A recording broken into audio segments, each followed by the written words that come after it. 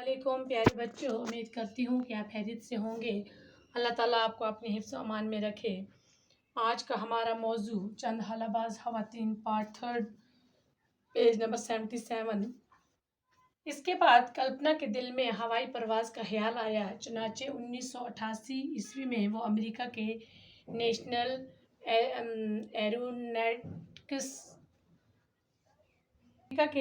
Aeronautics and space administration के तहकीकाती मरकज़ से वाबस्ता होगी। बाद में उन्हें कैलिफोर्निया की एक कंपनी में बहैसियत नायब सदर और तहकीकाती साइंसदान के तौर पर काम करने के लिए चुना गया। तो उन्हें बाद में क्या चुना गया?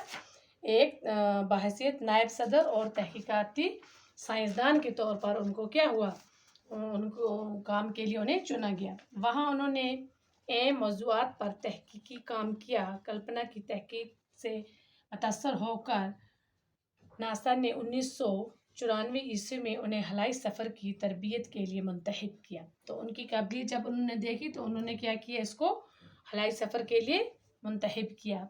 1957 ईस्वी में कल्पना की पहली बार अमेरिकी हवाई एजेंसी नासा के स्पेस शटल के ज़रिए खला में जाने का मौका मिला।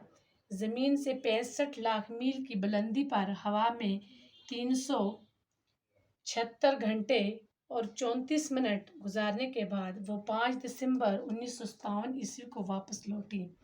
कितने घंटे वो हवा में रही? 376 घंटे।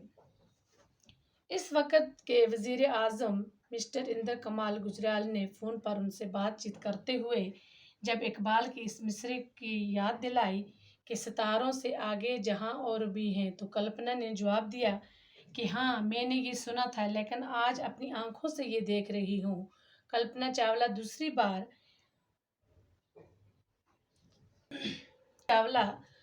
बार 16 जनवरी 2003 ईस्वी को अमेरिकी हवाई शटल कोलंबिया के ज़रिए 6 घंटे हवाबाजों के साथ हवा में गई। कितने घंटे? 6 घंटे।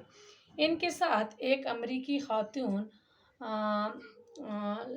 लारियल भी थी। हवा में 16 दिन रुकने और 80 से ज़ायद तजर्बात करने के बाद इनकी वापसी हुई थी, लेकिन 1 फरवरी 2003 को ज़मीन पर उतरने से महज 16 मिनट पहले इनका शटल कोलंबिया 36 किलोमीटर की बुलंदी पर आसमान में किसी हादसे का शिकार हो गया। कहते हैं कि पहली इन्होंने बहुत से तजर्बे किए वहाँ पर, इनके साथ और भी ख़वातीन थी।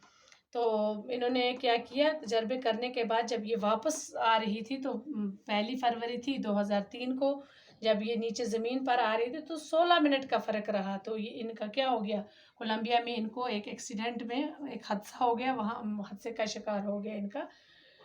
इसमें मौजूद 7 खलाबाजों की मौत होगी। इसमें कितनी खलाबाज थी? 7 खलाबाज इसमें सवार थी। तो इन 7 की क्या होगी? मौत होगी।